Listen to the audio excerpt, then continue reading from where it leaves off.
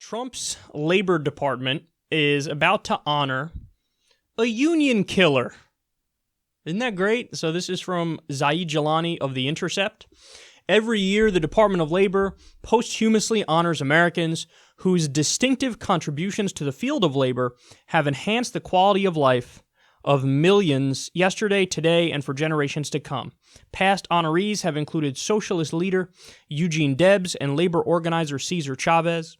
Today, Secretary of Labor Alexander Acosta announced that the department's first honoree under the Trump administration would be a former president, Ronald Reagan.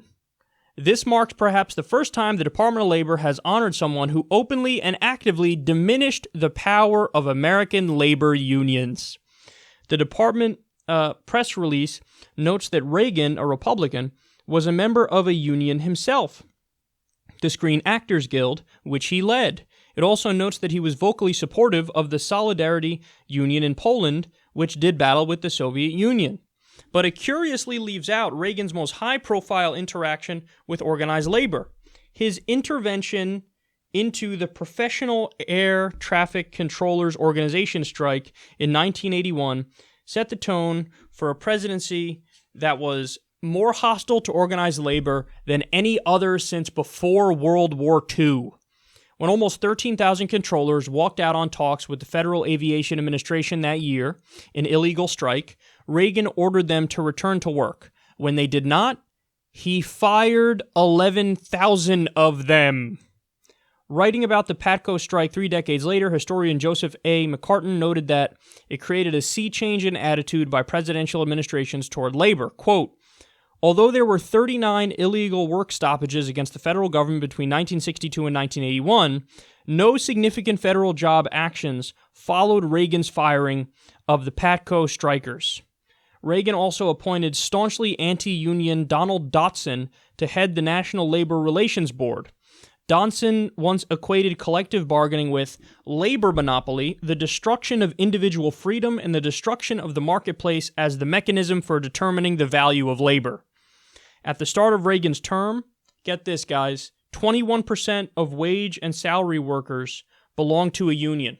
21%.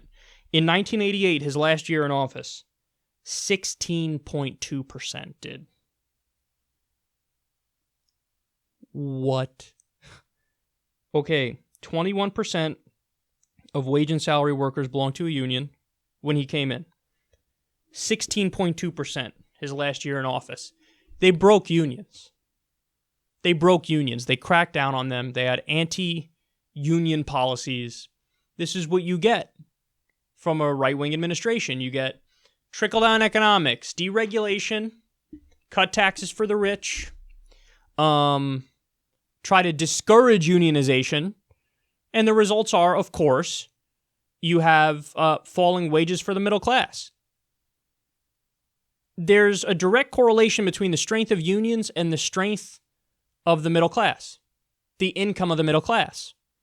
So now that doesn't mean there aren't, some downsides to them. Of course, we all know the stereotype of old workers who sit on their ass and play cards all day, but they're in a union, so they get protected and they make perhaps more money than they should. But that's I view that as a necessary evil to the fact that overall you have a much healthier country because you have a much healthier middle class when you have unions and you have worker protections. When people get health care, when people get paid vacation time, and when people's wages are higher. It's like these so-called right-to-work laws, which are really right-to-work-for-less laws. People in those states make significantly less money than people in union states. So Ronald Reagan was a union buster. He was anti-union. And now he's being honored by the Labor Department. I think what pisses me off most with stories like this is just how dishonest the Republicans are. Because it's one thing if you make the argument, and many Republicans do, many elite Republicans, to be clear. They say, okay, so Ronald Reagan was anti-union. But that's a good thing. I like that. I like when Reagan's anti-union because I'm an elitist myself and I make a lot of money and I would rather, be able to hire and fire workers more at will and not have to deal with collective bargaining and negotiations, and it's a pain in the ass when you deal with them, and I think they're unreasonable and yada, yada, yada.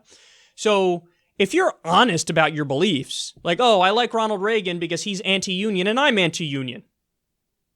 Okay, that's fine. I disagree with you, but at least you're being honest and straightforward. This is just dishonest. Like, oh, we're going to honor him. The Labor Department is going to honor him. Alongside people like fucking Eugene Debs and Cesar Chavez and act like, oh yeah, Reagan was great for unions. He was in one at one point. Yeah, before he fucking destroyed them and cracked down on them and did the opposite of pro-worker policies. So it's just, you're lying. You're lying. You're acting like, he's good for a group of people that he wasn't good for. I mean, this is like saying, oh, hey, Ronald Reagan, so pro-black. No, but he wasn't. It's not what he was. At least be honest about what you believe. It's like when the Republicans try to pretend like they're pro-worker. It's like, what do you mean? No, we're not the party of the rich. We're not looking out for the elites. But all of your policies show that you are. Oh, you're not in favor of the rich. You're in favor of the workers. Great. So are you going to raise the minimum wage to a living wage? You want to do free college? You want to do Medicare for all? I thought you said you want to help out workers. You want to encourage unionization? You want pass card check. Pass card check right now for unions. Oh, you're not in favor of that. So perhaps you should stop fucking lying to everybody and be honest about what you believe and say, we are against labor. We are against workers. As long as you're honest, we can have a real discussion here. But they're not being honest. They say, oh, we're for workers, even though our policies are against workers. Let's honor Ronald Reagan as being great for the labor movement, even though he was horrible for the labor movement. So you're just sleazy liars. And that's clear.